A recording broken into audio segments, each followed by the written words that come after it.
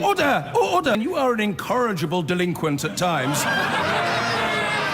Behave yourself, man!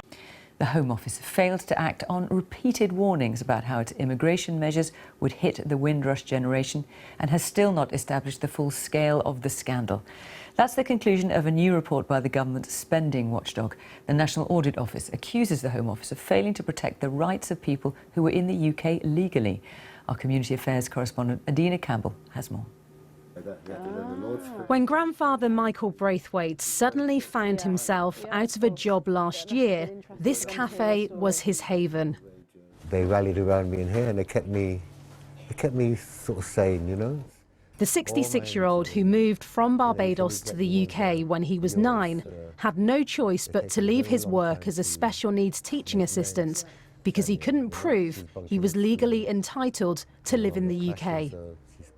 I've had to claim my pension to survive. I'm still going through legal wranglings with compensation, loss of earnings due to the situation. I lost a lot of my worth as far as I'm concerned. You know, I still think I'm a second-class citizen or someone who's not of any value. The Empire Windrush marked the beginning of mass multiculturalism in the late 1940s. But many of the children from that generation never applied for a passport or had official documents confirming their right to remain in the UK. The severity of the Windrush scandal came to light earlier this year. How many have denied pensions? How many have lost their job? This is a day of national shame. Now a new report says attempts by the Home Office to target illegal immigration, previously known as hostile environment, had serious consequences on the Windrush community, despite repeated warnings. The report by the National Audit Office said the Home Office had so far reviewed nearly 12,000 cases of people from the Caribbean. Of those, 164 were removed or detained, and that they had apologised to 18 people.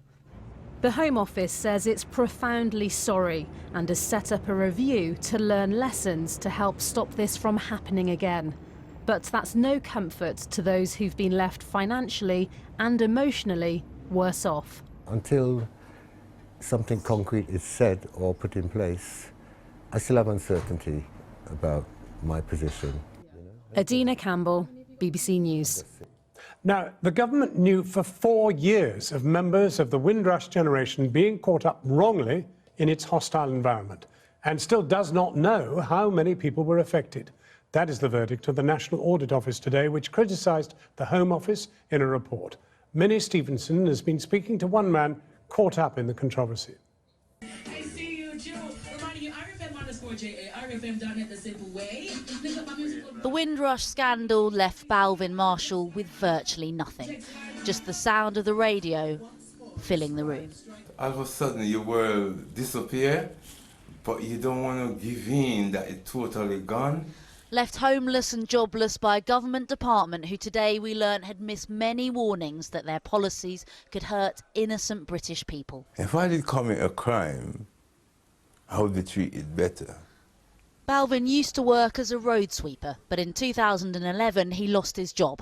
Unable to prove his citizenship despite having his birth certificate and national insurance number, deportation hung over him. The official body which scrutinises government found cases like his were part of a culture deliberately fostered by the government to create a hostile environment for those suspected of illegal immigration. You start to get into your blood, because you will tell yourself that you forget about it, and you will try to forget about it, and the more you try to forget about it, the more it's there. Today, thousands of people affected by the Windrush scandal heard the Home Office accused of not only failing to find out who had been affected, but critics say of running a department deeply rooted in prejudice. It's clear that the obsession with a migration target, the urgency to remove people from the country and strip them of rights and public services has been systemic and deep, and that frankly, low-hanging fruit, West Indian and Caribbean people, people who are clearly British but haven't had their papers to prove it, have been picked on. The National Audit Office's report found the Home Office was aware of credible information about possible problems as early as 4 years ago.